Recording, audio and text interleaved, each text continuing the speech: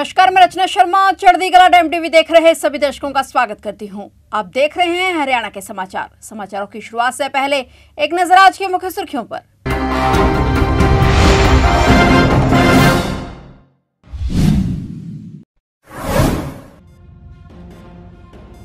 हर जिले में अस्पताल में खुलेंगे आईसीयू और trauma centre. CM Nayab Singh Saini ने दिए निर्देश। 6 अस्पतालों में आईसीयू का उद्घाटन जल्द।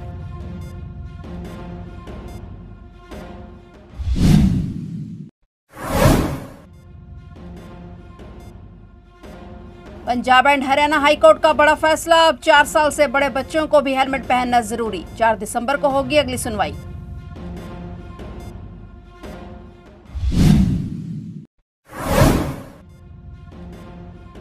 करनाल में बदमाशों और पुलिस के बीच हुई मुठभेड़। 3 बदमाशों को पुलिस ने किया काबू। काकाराना गैंग के सदस्य हैं तीनों आरोपी। कॉल करके व्यापारियों से मांगते थे फिरौती।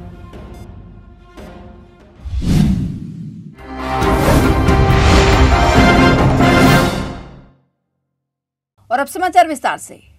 हरियाणा के प्रत्येक जिला अस्पताल में आईसीयू और ट्रॉमा सेंटर खोले जाएंगे। गुरुग्राम, रोहतक, करनाल, पानीपत और अंबाला समेत 6 जिलों में आईसीयू बनकर तैयार हैं, जिनका उद्घाटन मुख्यमंत्री नायब सिंह सैनी जल्द ही करेंगे। प्रदेश के सभी जिला उपायुक्तों और मुख्य चिकित्सा अधिकारियों को निर्देश दिए गए हैं कि राज्य में डेंगू के बढ़ रहे मामलों को देखते हुए युद्ध स्तर पर फॉगिंग कराई जाए। इसके अलावा गुरुग्राम के सेक्टर 10 में भी नए मेडिकल कॉलेज की स्थापना की जाएगी, जिसमें 700 बिस्तरों वाला अस्पताल बनेगा। इसके उद्घाटन के लिए प्रधानमंत्री नरेंद्र मोदी या मुख्यमंत्री को आमंत्रित किया जाएगा। मुख्यमंत्री नायब सिंह सैनी और स्वास्थ्य मंत्री आरती सिंह राव ने चंडीगढ़ में स्वास्थ्य, आयुष और चिकित्सा शिक्षा विभाग की समीक्षा बैठक में तय निर्देश अधिकारियों को दिए हैं और उद्देश्य में बताया है कि स्वास्थ्य देखभाल सुविधाओं को सुदृढ़ करने की दिशा में हर जिला अस्पताल में आईसीयू हो, इसके लिए व्यापक योजना तैयार की जा रही है।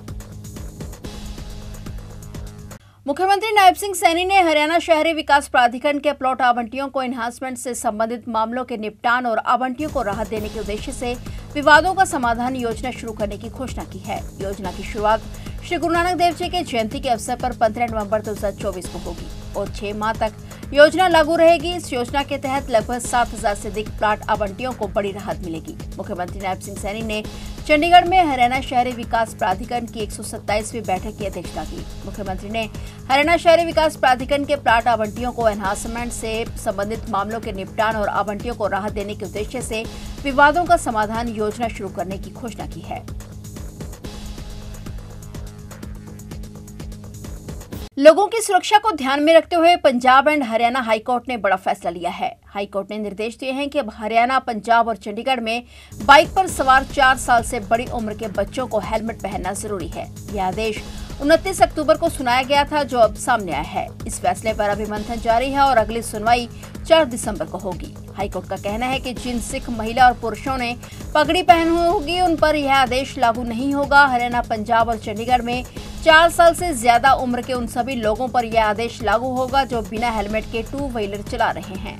और कोर्ट ने यह भी स्पष्ट किया है कि हेलमेट केंद्र सरकार की तरफ से तय स्टैंडर्ड के हिसाब का होना चाहिए। हालांकि इस आदेश पर एक बार फिर से कोर्ट की ओर से मंथन किया जा रहा है।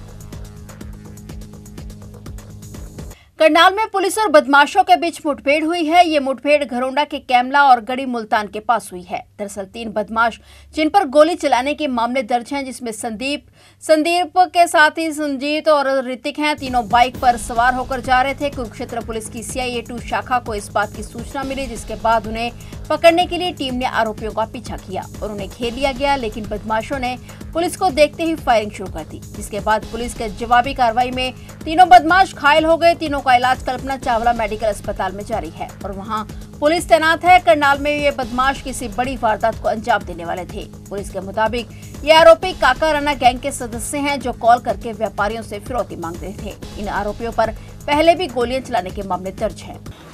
इसमें हमारे कुरुक्षेत्र में 2 वारदात हुई थी। एक 23 तारीख को हुई थी और एक 28 को।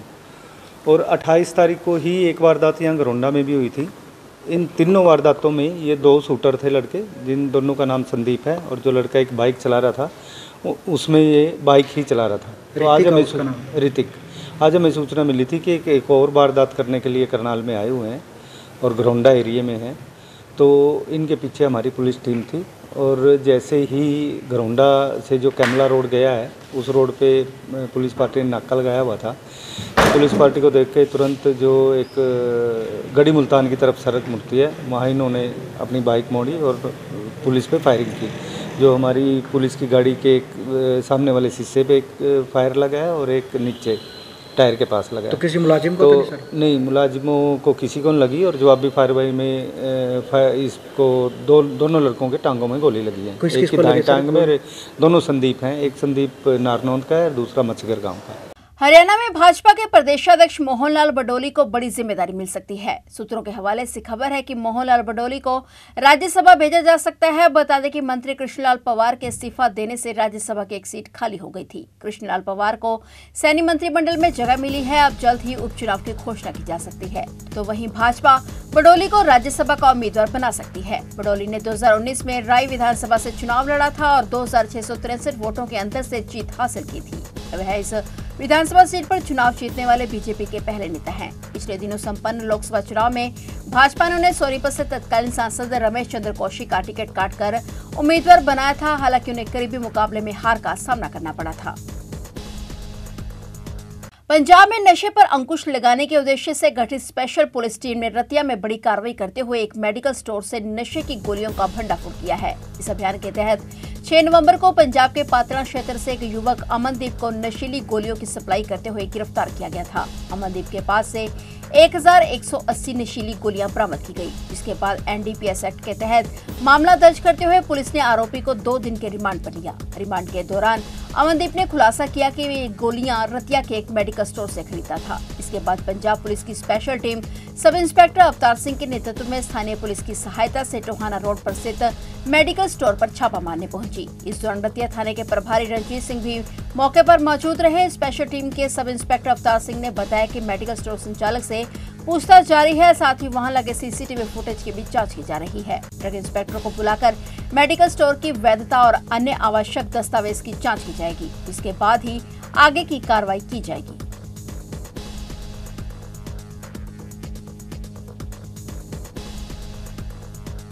प्रदूषण के लिए केवल पराली को दोष देना बंद करे सरकार द्वारा किसानों को पराली का ठोस समाधान देना चाहिए। पराली प्रदूषण हरियाणा में इतना बड़ा स्रोत नहीं है, ये कहना है रोहतक लोकसभा क्षेत्र से सांसद दीपेंद्र सिंह हुड्डा का। दीपेंद्र हुड्डा बहादुरगढ़ के सिद्दीपुर गांव में पत्रकारों से बातचीत कर रहे थे। इस दौरान उन्होंने कहा कि हरियाणा में पराली प्रदूषण का इतना बड़ा स्रोत नहीं है। प्रदूषण के लिए केवल पराली और किसानों को दोष देना ठीक नहीं है। सरकार द्वारा किसानों को पराली का ठोस समाधान देने की दिशा में बजट का प्रावधान करना चाहिए। दीपेंद्र हुड्डा ने हाल ही में प्रदूषित करने वाले किसानों की फसल नहीं खरीदने के फैसले पर भी सवाल खड़े किए हैं। दीपेंद्र हुड्डा का कहना है कि किसान की फसल नहीं खरीदने का नियम गलत है। प्रदूषण रोकने की दिशा में सरकार को ठोस कदम उठाने चाहिए।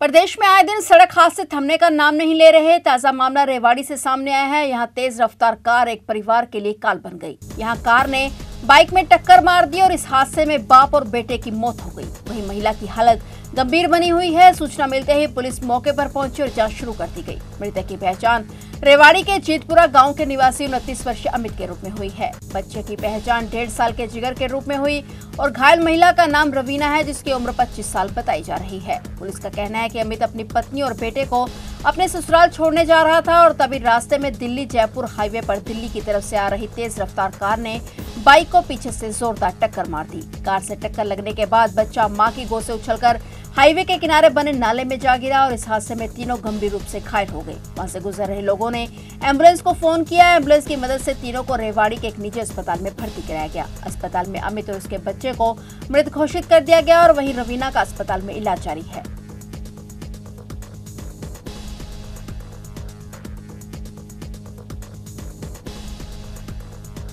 यमुनानगर के बिलासपुर में स्थित कपालमोचन ऋणमोचन सरोवर और गो बछड़ा घाट सरोवर में स्नान करने से जहां ब्रह्म हत्या के दोष से मुक्ति मिलती है, पितृऋण से मुक्ति मिलती है, वहीं सभी तरह की मनोकामनाएं भी पूर्ण होती हैं। इसी आस्था को लेकर देश के विभिन्न राज्यों से श्रद्धालु यहां आते हैं और इस बार यह मेला 11 नवंबर से लगेगा। मेला प्रशासक और बिलासपुर के एसडीएम जसपाल सिंह गिल ने बताया कि मेले के लिए सभी तैयारियां पूरी की गई हैं। उन्होंने बताया कि मेला क्षेत्र 150 एकड़ में लगेगा और इसे 4 सेक्टर में बांटा गया है। श्रद्धालुओं को ज्यादा से ज्यादा सुविधाएं मिले, इसको लेकर प्रशासन पूरी तरह से अपने कार्य को कर चुका है।